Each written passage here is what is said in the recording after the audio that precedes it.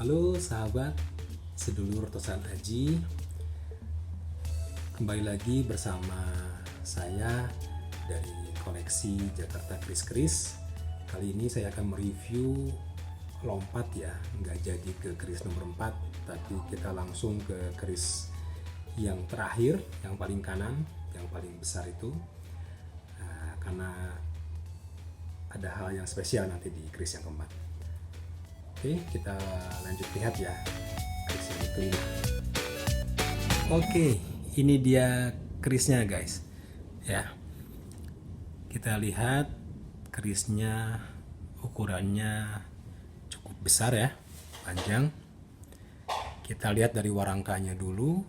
Ini warangkanya dari kayu timoho pelet ya. Lawasan, gayamannya gayaman gambilan ya, gayaman gambilan. Lalu kita lihat di sini hulu atau dedernya, Donoriko Gading Gajah asli ya. Lihat penampakannya, sebutnya Donoriko kalau di Madura. Ada yang spesial di sini Donorikonya, ada ukiran Sumenep ya, kuda terbang Pangeran Joko Tole yang bernama Mega Merem. Silahkan dicari referensinya. Kita lihat bagian ganja atau gonjo. Di sini terlihat ada dua kol buntet ya. Ada dua, berbentuk seperti obat nyamuk kalau orang bilang. Ini menunjukkan pamor bilahnya pun seperti itu. Tapi lebih jelasnya seperti apa, kita buka ya.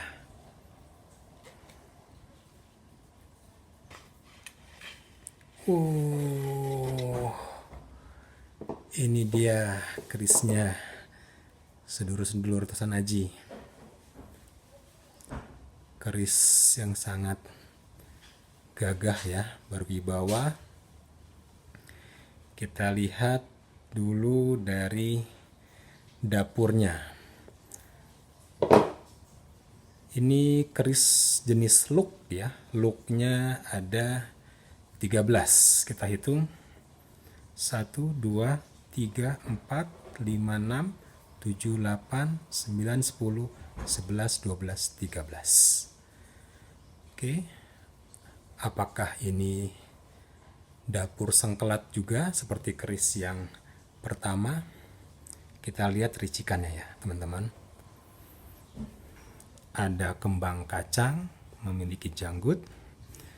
Ada jalen 1. Oh, ternyata di sini lambe gajahnya 2. Berarti ini dapurnya berdapur Parung Sari.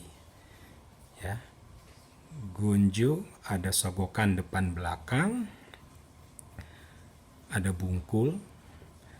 Dan di sini ada greneng ya. Grenengnya ini rondo nunut ya. Oke, ini dapur Parung Sari dengan tangguh era nom-noman ya teman-teman. Era nom-noman itu bukan Kamardikan, tapi era setelah perjanjian Giyanti ya. Mataram pecah menjadi Surakarta dan Ngayogyakarta.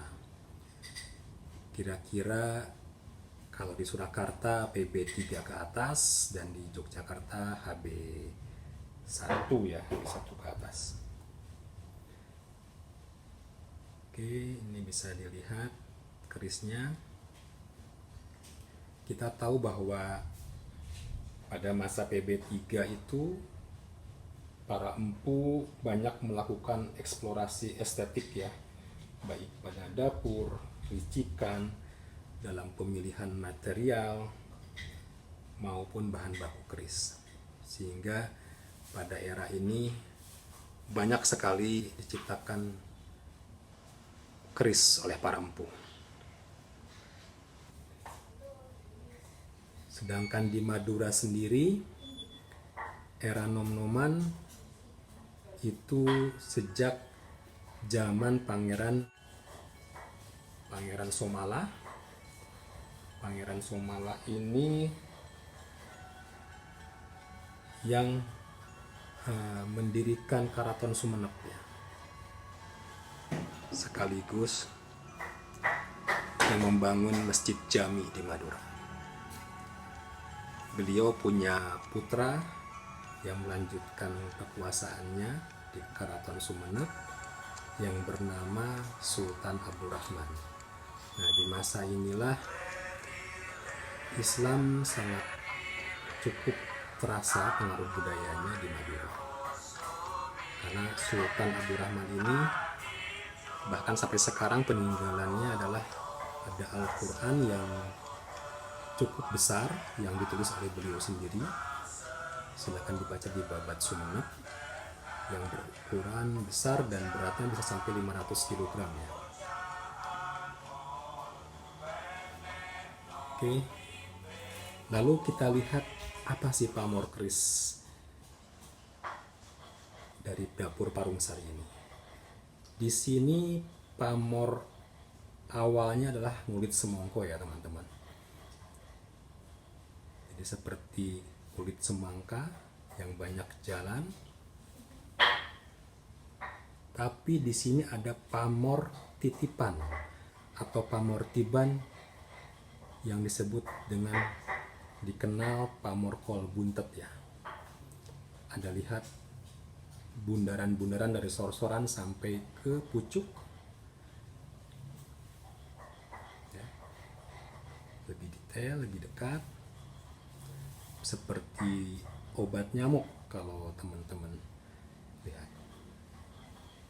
Tapi kalau saya pribadi, saya melihat ini seperti pusaran ya, seperti lapisan-lapisan gitu. Dan kalau dicermati, ini berjumlah 7 teman-teman kol buntetnya ya. 1, 2, 3, 4, 5, 6, 7 ya, 7. Ketika saya membuat video ini, kebetulan saya sedang melanjutkan bacaan Quran saya, dan entah kebetulan atau bagaimana saya masuk di Quran surat As-Saba, dan ketika baca ayat 9 saya sedikit kaget karena artinya adalah tidakkah engkau perhatikan ya, 7 lapis langit depan dan di belakangnya. 2 pusaran ini yang berada di Gonjo, kalau menurut saya pribadi ini lebih menunjukkan seperti tawafnya umat Islam Muslim yang di Ka'bah di dunia atau di bumi, dan yang satunya lagi tawafnya para malaikat di Baitul Makmur di langit ke-7.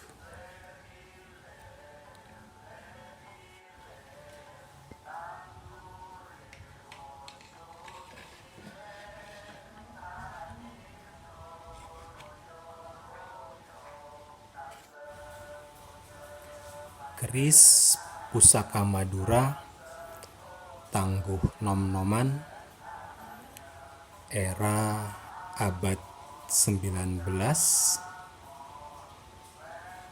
sejaman dengan PB 4 ke atas kalau Kesultanan Mataram, dengan dapur Parungsari, Warangka, Gambilan, Kayu Timoho lawas, Deder, Donoriko, Gading, Gajah asli. Keris memang bukan sekedar senjata. Keindahan keris tidak hanya terletak pada pamor, dapur dan keutuhannya. Lebih dari itu, keris selalu mengandung filosofi. Filosofi tersebut pertama kali bisa dilihat dari warangkanya, sehingga menjadi penanda status sosial dari pemilik keris. Terima kasih, jayalah terus Tosan Aji Nusantara.